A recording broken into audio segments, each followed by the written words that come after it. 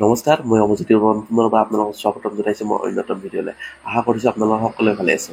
তো যোৱাকালিৰ ভিডিঅ'ত আপোনালোকে গম পালে যে DLED নটিফিকেশ্যনৰ কথা শুনি মই ধুনীয়াকৈ আপোনালোকৰ আগত কৈ দিছিলোঁ। তো আজি মই আলোচনা কৰিম চেণ্টাৰ চিলেকশ্যনৰ কথা। যোৱাকালি মই আপোনালোকক হাক দিছিলোঁ যে আপোনালোকে কোনো ধৰণৰ যোৱাকালি আবেদন কৰিব নালাগে, লাহে ধীৰে আপোনালোকে আবেদন প্ৰক্ৰিয়া কৰিলে হৈ যাব। কি কাৰণে দিছিলোঁ, এটা বহুত ডাঙৰ এটা ৰিজন আছে। কাৰণ চাওক, যদি আপোনালোকে এই DLED পৰীক্ষাত অৱতীৰ্ণ হ'ব বিচাৰে বা DLED এন্ট্ৰেন্স পৰীক্ষাত অৱতীৰ্ণ হ'ব বিচাৰে, মেইন যুদ্ধত 50% যদি আপোনালোকে জিকিব বিচাৰে, তেতিয়াহ'লে চেণ্টাৰ চিলেকশ্যন আপোনালোকে ভালকৈ চিলেক্ট কৰক। গেমটো হৈছে এনেকুৱাই, যদি চেণ্টাৰ চিলেকশ্যন যদি আপোনালোকৰ সঠিকভাৱে হয়, তেতিয়াহ'লে আপোনালোকে 50% আপোনালোকে যুদ্ধখন জিকিলে, আৰু এন্ট্ৰেন্স পৰীক্ষাৰ 50% আপোনালোকে পৰীক্ষাত ফলাফল অনুযায়ীহে আপোনালোকে জিকিব লাগিব। তো এইটোৱে এটা মেইন ট্ৰিক। চাওক, আমাৰ টাইমত বহুতৰ মাৰ্ক ভাল আছিল, কিছুমানে 60 পাইছিল, কিছুমান 61 পাইছিল, কিছুমান 59 পাইছিল, কিন্তু তেওঁলোকৰ চিট তেওঁলোকে DLED পৰীক্ষাৰ কাৰণে চিট নাপালে। কিন্তু আমাৰ চিট কনফাৰ্মেশ্যন হ'ল। কিয় হ'ল? আমাৰ বেছি মাৰ্কো নাই, আমাৰ মোটামুটি 55 না 56 আছিল মোৰ। তো সিমান টাইমতে আমাৰ হৈ গ'ল। কিয় হ'ল? কাৰণ চেণ্টাৰ চিলেকশ্যনটো মোৰ অজানিতে তাৰমানে ভাল হৈ গ'ল। ময়ো গম পোৱা নাছিলোঁ DLED পৰীক্ষাত মানে এনেকুৱা কণ্ডিশ্যন থাকে, এনেকুৱা কিছুমান ট্ৰিক থাকে। সেইখিনি তাৰমানে কৰিলেহে তাৰমানে ধুনীয়াকৈ সহজ হয় আৰু চিট পাবলৈ সহজ হয়। তো মোৰ মানে কেনেকুৱা হৈছে, মোৰ কাহিনীটো মই আপোনালোকক কওঁ। মই DLED পৰীক্ষাৰ আগতে মোৰ আছিল অনলাইনৰ দোকান এখন। তাৰপিছত মই তেতিয়া সৰু সুৰা বিজনেছ আৰম্ভ কৰিছিলোঁ। মোৰ ডিগ্ৰী পাছ কৰাৰ পিছত মই সৰু সুৰা ব্যৱসায়ৰ লগত জড়িত হৈ আছিলোঁ। তাৰপিছত কম্পিউটাৰ ইনষ্টিটিউট আছিল মোৰ। তাৰপিছত ল'ৰাবিলাকে আহি কেনে কয়, বোলে অমৰদা, DLEDৰ সি ওলাইছে, তই এপ্লাই কৰিবি নেকি? ইয়াৰ আগতে মই আৰু চিট পাইছিলোঁ, মই DLEDৰ নলবাৰীত চিট পাইছিলোঁ 2018। তেতিয়া মই BSc কৰিছিলোঁ মাত্ৰ। তেতিয়া BSc কৰাৰ সময়ত দুটা ৰেগুলাৰ যিহেতু কৰ্চ একেবাৰে কৰিব নোৱাৰি, তো সেইবাবে মানে বাদ দিব লগা হ'ল। BScটো কমপ্লিট কৰিলোঁ। তাৰপিছত আহিলোঁ বিজনেছত। তাৰপিছত ল'ৰাবিলাকে আহি কেনে ক'লে, বোলে অমৰদা, কি কৰোঁ তো DLEDৰ কাৰণে এপ্লাই কৰোঁ। তাৰপিছত এপ্লাই কৰিলোঁ। তাৰপিছত মোৰ যিহেতু মোৰ ঘৰ হৈছে বাক্সা ডিষ্ট্ৰিক্টত।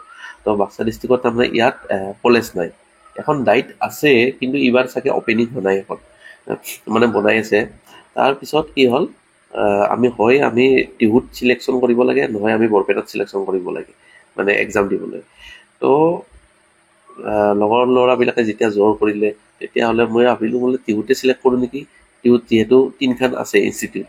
তাৰপিছত মোক তেওঁলোকে বোলে সদায় মানে সিহঁত নকৰোঁ, নলবাৰীত নকৰোঁ, ইমান আমি বৰপেটাত কৰোঁ। তো বৰপেটাত এক্সাম চেণ্টাৰ চিলেক্ট কৰিলোঁ। তাত পৰীক্ষা দিবলৈ গ'লোঁ। পৰীক্ষাও ভাল হ'ল, চিটো পালোঁ ধুনীয়াকৈ। তাৰপিছত মই কাহিনীটো গম পালোঁ যে এনেকুৱা নহয়, যোনখন ডিষ্ট্ৰিক্টত যদি কলেজ বেছি আছে, তাত তাৰমানে চিট কেপাচিটিও বেছি আছে। আৰু যদি আপোনালোকৰ ভাল হয়, ৰিজাল্ট ভাল হয়, তেতিয়াহ'লে আৰামত চিট পাওয়াত মানে চিট পাত সহজ হয়। আৰু যদি যোনখন ডিষ্ট্ৰিক্টত কলেজ কম আছে, এখন বা দুখন আছে, তো তাত কাট অফ মাৰ্কো হায়েষ্ট যায়।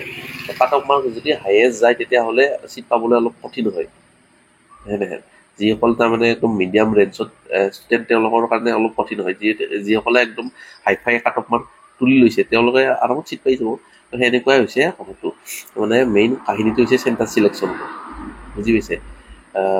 মই সেইকাৰণে আপোনালোকক প্ৰত্যেকটা ভিডিঅ'তে মই কিবা নহয় কিবা এটা ভাল ইনফৰমেশ্যন দিবলৈ চেষ্টা কৰি থাকোঁ। হওক কিবা বিজনেছ লাইনতে হওক, বা ধৰি লওক কিবা পঢ়া লাইনতে হওক, ভাল এটা ইনফৰমেশ্যন দিবলৈ চেষ্টা কৰোঁ, যাতে আপোনালোকে উজুতি খাব লগা নহয়। যিখিনি আমি পাইছোঁ, আমি ফেচ কৰিছোঁ, সেইখিনি যাতে আপোনালোকে ফেচ কৰিব লগা নহয়। তো সেয়াই মেইন কাহিনীটো হৈছে চেণ্টাৰ চিলেকশ্যন। চেণ্টাৰ চিলেকশ্যনটো আপোনালোকে ভালকৈ শিকিব। 50% আপোনালোকে যুদ্ধ এখন জয়ী কৰিবই। আৰু বহুতে ভাবি থাকে যে মোৰ ঘৰ হৈছে ধৰি লওক যোৰহাটত, মই যোৰহাটতে চিলেক্ট কৰিব লাগিব নেকি? এনেকুৱা নহয়, একো কথা নাই। অসমত যিকোনো ডিষ্ট্ৰিক্টতে আপোনালোকে চিলেক্ট কৰিব পাৰে এক্সাম চেণ্টাৰ। যোনখন এক্সাম চেণ্টাৰ চিলেক্ট কৰিব, কোনখন ডিষ্ট্ৰিক্টতে আপোনালোকৰ চিলেকশ্যন প্ৰক্ৰিয়া হৈ যাব। মানে সেইখন ডিষ্ট্ৰিক্টতে কোনোবা এখন কলেজত আপোনালোকৰ চিট পোৱাৰ সম্ভাৱনা যথেষ্ট আছে। মানে আছে আৰু তাতে হ'ব, বাকী তাৰ বাহিৰে বেলেগত নহয় আৰু। ধৰি লওক আপোনালোকে বৰপেটা চিলেক্ট কৰিলে, বৰপেটাতহে গৈ আপোনালোকে পৰীক্ষাটো দিব লাগিব আৰু বৰপেটাতে আপোনালোকে পঢ়িব লাগিব। ট্ৰেন্সফাৰ ল'ব পাৰিব, ট্ৰেন্সফাৰ কিন্তু বেলেগ ডিষ্ট্ৰিক্টত ট্ৰেন্সফাৰ লৈ নাহে চাগে, বেলেগ ডিষ্ট্ৰিক্টত মই জনা মতে। মানে কলেজ চেঞ্জ কৰিব পাৰে কিন্তু সেইখন ডিষ্ট্ৰিক্টতে থাকিব লাগিব।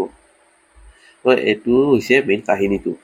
DLEDৰ মই আপোনালোকক আৰু এবাৰ কৈ দিওঁ, মোৰ ভিডিঅ' ডিছক্ৰিপশ্যনত লিংক এটা থাকিবই বাৰু, কোনখন ডিষ্ট্ৰিক্টত কিমানটা আছে আপোনালোকে গমেই পাব। চাওক, বৰপেটাত আছে আপোনালোকৰ 7খন মানে ইনষ্টিটিউট আছে, আৰু বঙাইগাঁৱত আছে আপোনালোকৰ 2খন, কাছাৰত আছে 2খন, দৰঙত আছে 2খন, ধেমাজিত আছে 1খন, ধুবুৰীত আছে 2খন, ডিব্ৰুগড়ত আছে 2খন, ডিমা হাছাওত আছে 1খন, গোৱালপাৰাত আছে 2খন, গোলাঘাটত আছে 2খন, হাইলাকান্দিত আছে 2খন, হাইলাকান্দিত আছে 2খন, তিনিচুকীয়াত আছে 1খন, যোৰহাটত আছে 2খন, মাজুলীত আছে 1খন, কামৰূপত আছে 5খন, কাৰ্বি আংলঙত আছে 1খন, শ্ৰীভূমিত আছে 3খন, কোকৰাঝাৰত আছে 3খন, লখিমপুৰত আছে 3খন, মৰিগাঁৱত আছে 2খন, নগাঁৱত আছে 7খন, নলবাৰীত আছে 3খন, চৰাইদেউত আছে 3খন, বিশ্বনাথত আছে 4খন। তো এইখন হৈছে ডিষ্ট্ৰিক্টৰ লিষ্ট, মানে ডিষ্ট্ৰিক্টৰ কোনখন ডিষ্ট্ৰিক্টত কিমানখন ইনষ্টিটিউট আছে ইয়াত আছে। মোৰ পাৰিলে মোৰ ভিডিঅ' ডিছক্ৰিপশ্যনত আপোনালোকৰ এটা লিংক আছে, তাত ক্লিক কৰিলেও আপোনালোকে ভালকৈ চাই ল'ব পাৰিব। তো মেইন কাহিনীটো হৈছে এইটোৱে, ডিষ্ট্ৰিক্টটো ভালকৈ আপোনালোকে এক্সাম চেণ্টাৰ ভালকৈ চিলেক্ট কৰক। তাত আপোনালোকে 50% আপোনালোকে কৈছোঁৱে দেখোন, 50% আপোনালোকে যুদ্ধত জয় কৰিবলৈ সক্ষম হ'ব।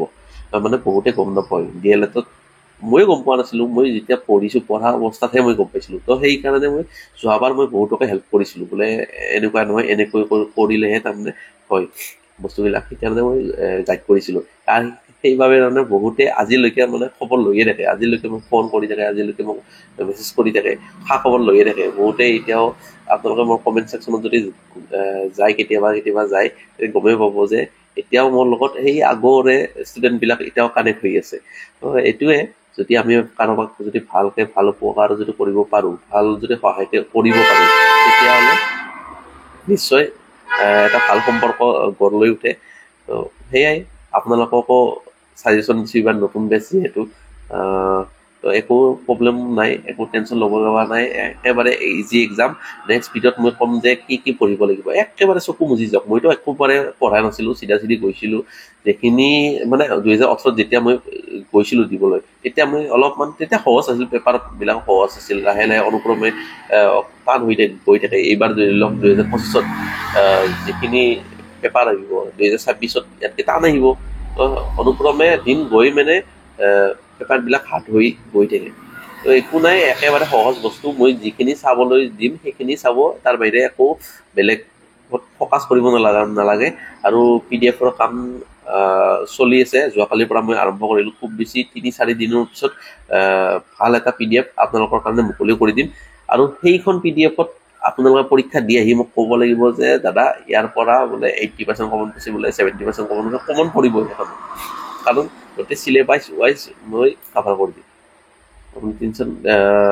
তোমালোকৰ টেনশ্যন ল'ব লগা একো নাই, এইবাৰ পৰীক্ষাটো ভালকৈ দিয়া। তো এয়াই, আজিৰ ভিডিঅ'টো ইয়াতে সামৰণি মাৰিছোঁ। ধন্যবাদ।